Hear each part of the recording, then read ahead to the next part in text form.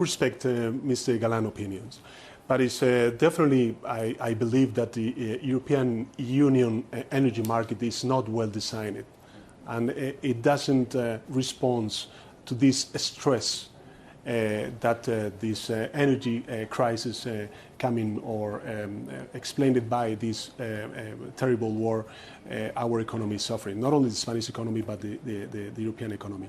So what we said, okay, is we don't have strong interconnections with the European Union energy market. Secondly, our renewable installed capacity represent more or less 57%. So we have a very strong presence of renewables, which are, I would say, more competitive than gas nowadays. And secondly, we're not interconnected. So we reached this agreement with the European Commission in order to create a temporary cap of gas price for electricity generation. And this is going to reduce the electricity bill for enterprises, for industry, and for citizens more or less 40%. So we're expecting to reduce at least the inflationary pressure coming from the energy prices, and I think it's going to be, something that it will help our economy.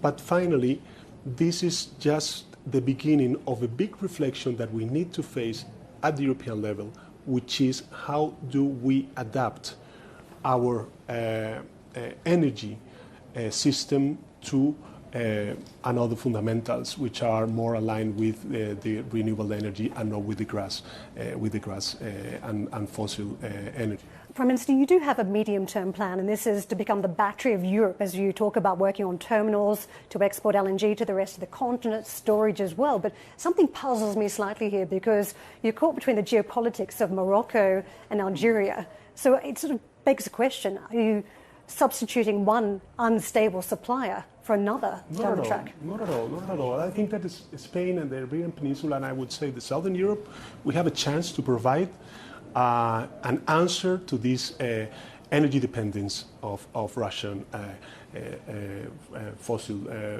energy. So I think that, but not many people knows, but Spain's represent 37% of the total regasification capacity of the European Union. The Iberian Peninsula concentrate close to 50% of our LNG storage for all the European Union.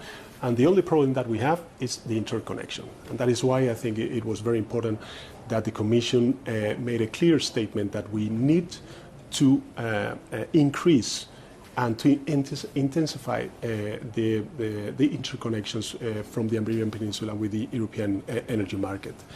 And secondly, I think it's also very important not to only think about gas, but also how the Iberian Peninsula could provide renewable energy, for instance, renewable hydrogen to the European Union. So at the end of the day, this war also gave us a very important lesson, which is that renewable energy, hydrogen, energy efficiency is not only a great ally for countries and economies to tackle the climate change effects, but also in this very complex and very uncertain geopolitical scenario that will provide us also means to increase our resilience and autonomy.